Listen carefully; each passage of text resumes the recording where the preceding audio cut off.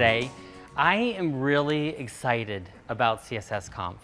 So I've always been kind of stuck in the middle because I'm not a very good designer, but I love CSS. And so I spend a lot of time doing JavaScript and HTML5, but really there's so much to be learned about CSS, and there's so very few places for people like us to go to learn about it, to share what we've learned with each other. So I'm excited to be here today. I'm excited to be with all of you. My name is Jeff Burtoft, and I work for Microsoft. I'm an HTML5 evangelist, which means I get to go around and talk with developers about HTML5 and how they implement it and how it works with Internet Explorer and Windows 8 apps. And today specifically, I wanted to talk about Flexbox. So I have kind of a love-hate relationship with Flexbox, which I'm guessing that many of you do as well. But I wanted to start out with kind of a definition of Flexbox. And this is the definition I pulled from the spec. It's quite boring and dry. And it says the children of a Flex container can be laid out in any direction and can flex their sizes, either growing to fill unused space and shrinking to avoid. And you get the idea. You're probably bored already. I like to describe it as this. It's parental control. So we have an element that has children inside of it. And we define rules on that element, and the children follow those rules. Do I have any parents in the room? Does anyone wish that they could have CSS Flexbox for their kids? I mean, I wish I could get my kids to act like I want them to and to follow the rules. Instead, they end up acting like me. And I can't figure out what I'm doing wrong. But with CSS Flexbox, we have parental control. So we can define how we want each of the children of an element to behave. And if you start to think about the power in that, you realize what there is to get excited about with Flexbox. I can have an element that just by changing some CSS properties, some Flex properties on that element, can control and change the behavior of its children depending on the circumstances. So we often think about this for media queries and how important it is when we have different sizes of screens or different device orientations and we want to lay out our content differently. We can do that with Flexbox. Also think about localization. We often think about how we read and we go from left to right on a screen. But there's different languages that have completely different set of rules on how they read text. And Flexbox actually gives us the power to be able to change based on what we know about the person who's reading it. So we have parental control. Now here comes the bad part. So Flexbox does have a sordid history. So I'm going to take you all the way back to 2009, the original Flexbox spec. It was quite exciting, introduced, and then by 2010 it was already implemented in a number of WebKit browsers. Myself, I was specifically excited about seeing it inside of WebOS. It was one of the main controls for laying out your apps in WebOS. So as a WebOS developer at the time, I got real excited and dug into it and really learned how Flexbox worked and how to get the power out of it. And then I woke up one day and it was gone. The Flexbox spec was just canceled. They had decided that it wasn't working out. It wasn't going to be interoperable. It wasn't going to translate across browsers well. And that actually turned out to be a good thing. Because in 2011, a new modern spec was developed, which actually had more power, gave you more flexibility, and was a lot easier to use. So we'll talk about why this is important in a minute, but then in 2012, IE10 implemented the spec as it was, and then the spec changed a little bit more. So mostly it was syntax changes, the way that we state those properties, but it also added a few new key features, so that was good as well. But as developers, what that leaves us with is with different browsers supporting different versions of this same spec. So we have some older browsers that support the 2009 spec. IE10 is supporting the earlier implementation of the modern spec. And release candidate in browser versions going forward are going to support the final spec. So it can be difficult for us to utilize, but I'm hoping by the end of this to encourage you all to want to use Flexbox in the future for your applications. So there's a lot of good, there's a lot of bad. Now, to really demonstrate how Flexbox works, I tried to figure out kind of some of my favorite things that I can use to put a demo together. So I thought, I love the Brady Bunch, and I love animated GIFs. So what could go wrong, right? Let's build a Flexbox demo out of that. So before I show you this demo, I want to tell you I had a really hard time finding the models for this demo. So I do think I ended up with some pretty attractive models. And at Microsoft, we do have, you know, availability to these high quality models that maybe not all companies do. But I'm going to start out and play the demo for you. Here's the story of a lovely lady who was bringing up three very lovely girls. All of them had hair of gold, like their mother, the youngest one in curls. It's the story of a man named Brady who was busy with three boys of his own. They were poor men living all together, yet they were all alone. Till the one day when the lady met this fellow, and they knew that it was much more than a hunch, that this group must somehow form a family. That's the way we all became the Brady Bunch, the Brady Bunch, the Brady Bunch. That's the way we became the Brady Bunch. All right, hopefully that's a little bit more fun. A little bit more fun than just some boring blocks on the screen. Now the key to this is that I didn't change markup for any of that. I didn't change margins, I didn't change paddings, I didn't change layouts. The only thing that I changed was Flexbox properties and then display, so I could control which of those boxes were showing and which ones weren't. So just real quickly, I'm going to show you the code that went behind that. It is very simple.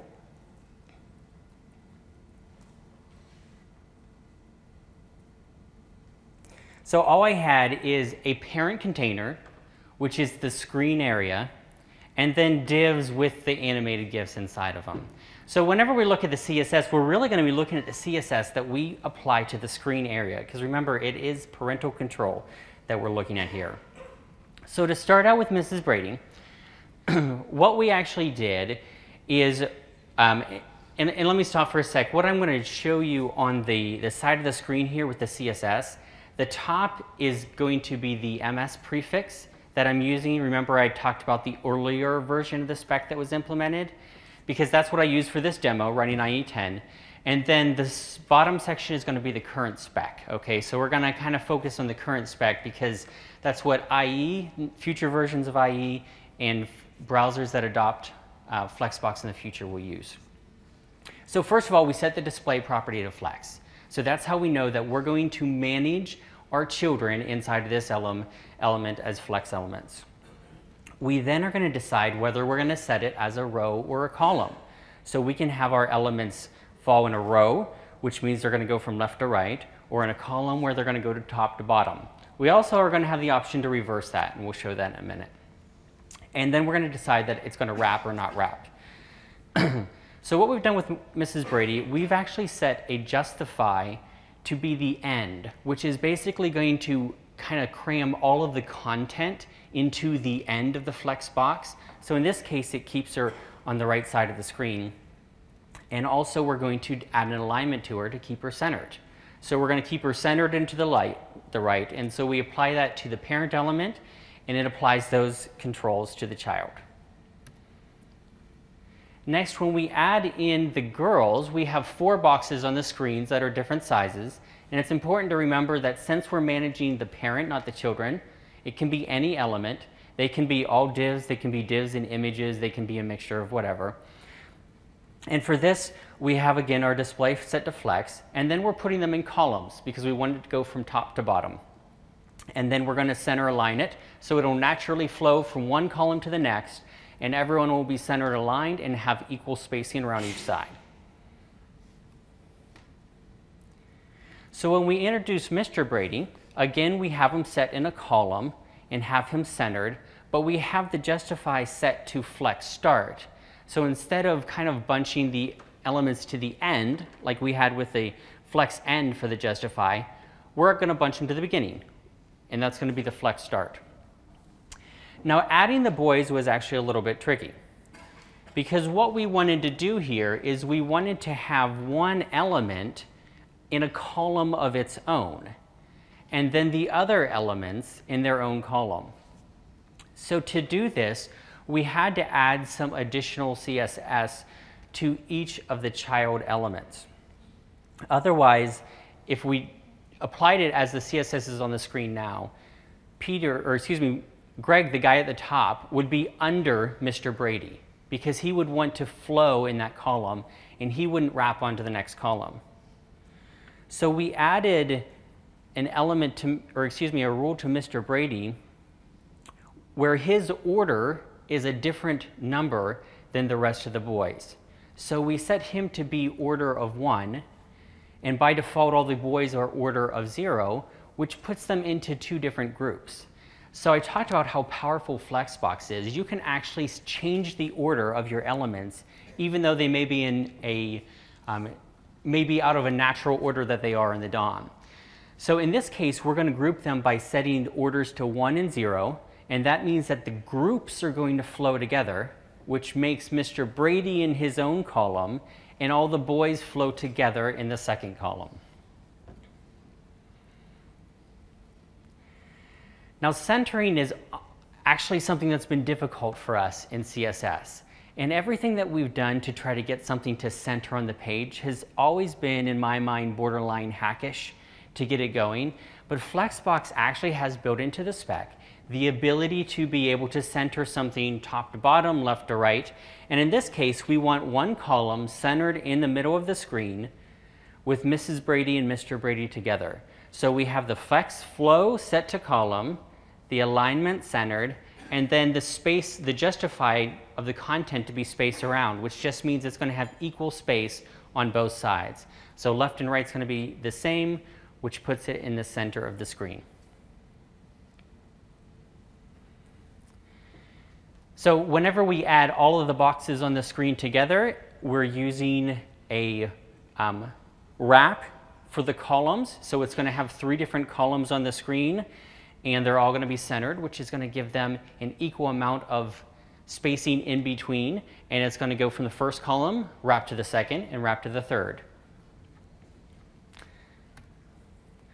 Now, when we think about outside of our Brady boxes, the way that we can implement this in real life, we really have some flexibility. Now, what I have here is the Bing Sports app. This is a Windows 8 application that's written in HTML5 and JavaScript. Okay, that's one of our platforms. And what we're hearing from our developers is that there's actually more control and more flexibility that they have when they use CSS for their layout than when they use managed code like XAML. So CSS is actually producing more flexibility for developers. So our apps, our Bing apps, the sports app, our news app, finance, are all written in HTML and use CSS for styling. And this is a beautiful edge-to-edge layout that utilizes Flexbox and utilizes grids and a lot of new CSS layout technologies to make these beautiful pages. And they're flexible as well. So here we have columns with fonts and text that are different and interwoven pictures with the articles, all done with CSS. So Flexbox is also great because when you change the size of the screen, you can use your media queries to determine how you want the layout to change. So if you have it in a wide column, it may look one way. If you have it in a full screen, it may look another. So pulling up one more example here.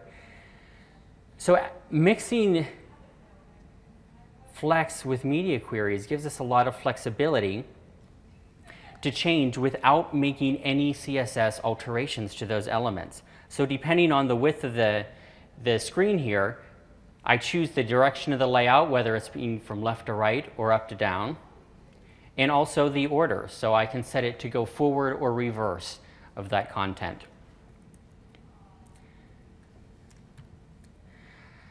So the CSS Flexbox still can be confusing. It can still be a lot to swallow, and I'm sure that you're not all going to be Flexbox experts from watching a few minutes of a presentation here.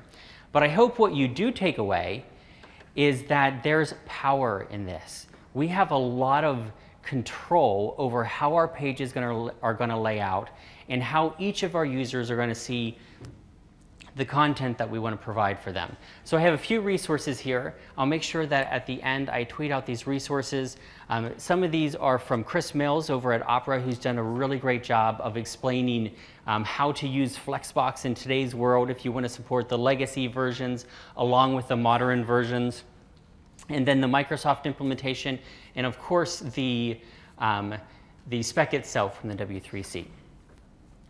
So that's the content I had for today. I hope that you walk away wanting to implement Flexbox in your applications as well. So questions? I have a few minutes for questions. Yes. So the question was, are there any performance concerns that you have to be considerate of whenever you're using Flexbox? So Flexbox, being natively controlled, is actually going to perform very well across browsers. So if you're using currently heavily nested CSS or even JavaScript to control some of your layouts, CSS in almost every case, the Flexbox is going to perform better. Now it is important to keep in mind that there is not full support. This is a fairly new spec that's been introduced and being adopted. So when you do use it, in a web environment, you need to be concerned about your legacy browsers and either using polyfills or falling back to a different layout for browsers that don't support it. Yes, so regions is a great companion with Flexbox. The question was, have we tried Adobe Regions with the Flexbox? And a lot of the layouts that I showed inside of the Bing apps are using regions that allow your content to flow from one container to another. So it gives you the ability to be able to lay out using the high-level elements using Flexbox, and then let regions control how much text ends up in each of those boxes. So it becomes a very natural companion together.